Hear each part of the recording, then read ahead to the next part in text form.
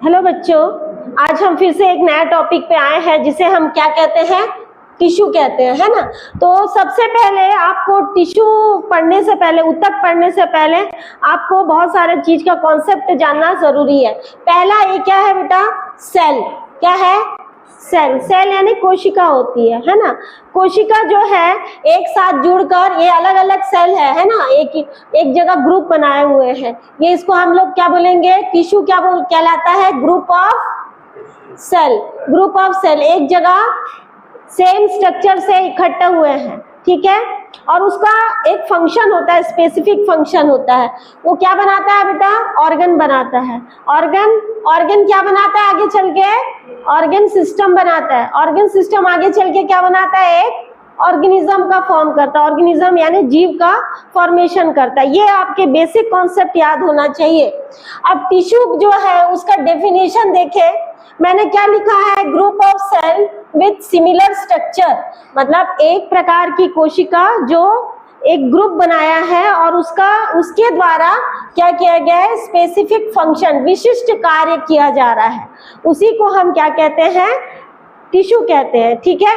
Tissue के प्रकार देखिए, पहला मैंने क्या लिखा, टिश्यू के प्रकार में डिवाइडिंग टिश्यू, और दूसरा मैंने क्या लिखा, नॉन डिवाइडिंग टिश्यू।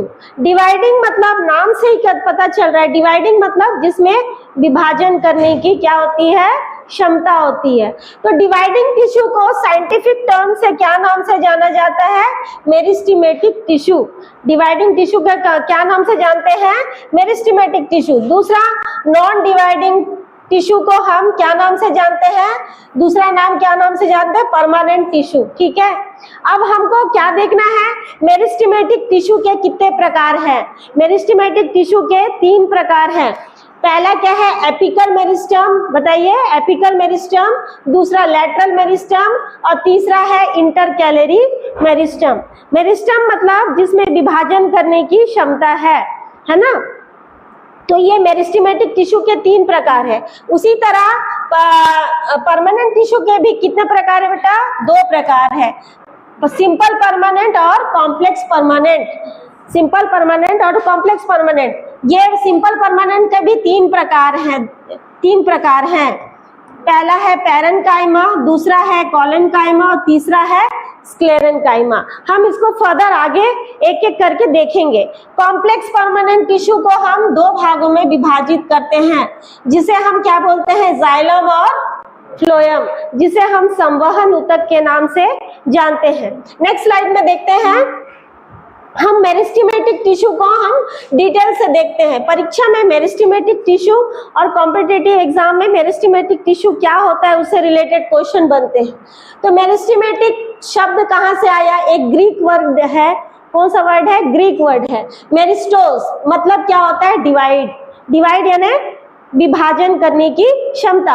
अब कहाँ कहाँ मिलता है, देखो हमारे पौधे में 3 प्रकार के मेरिस्टेमेटिक टिश्यू है। कहाँ कहाँ मिलता है, एपिकल मेरिस्टम पहला है ना, दूसरा ये देखिए लैटरल मेरिस्टम, और तीसरा इंटरकैलरी मेरिस्टम।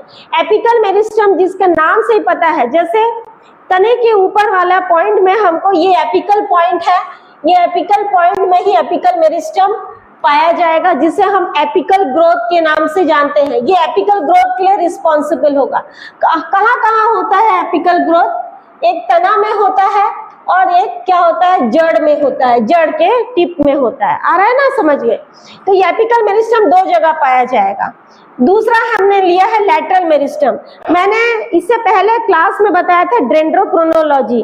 जैसे जैसे पौधे की आयु बढ़ती है, पौधे के व्यास में वृद्धि होता है, यानी कि वो अपने तना का जो साइज है वो बढ़ाते रहता है। तो ये क्या करता है, लैटरल मेरिस्टम किसको बढ़ोतरी करता है, प्लांट के डायमीटर को बढ़ाने में मदद करता है, जो कैम्बियम एक्टिविटी से क्या होता है, परफॉर्म होता है। तो कैम्बियम एक प्रकार का लैटरल मेरिस्टम है, जो पौधे में व्यास को बढ़ाने में, यानी कि डायमीटर को बढ़ाने में मदद करता है।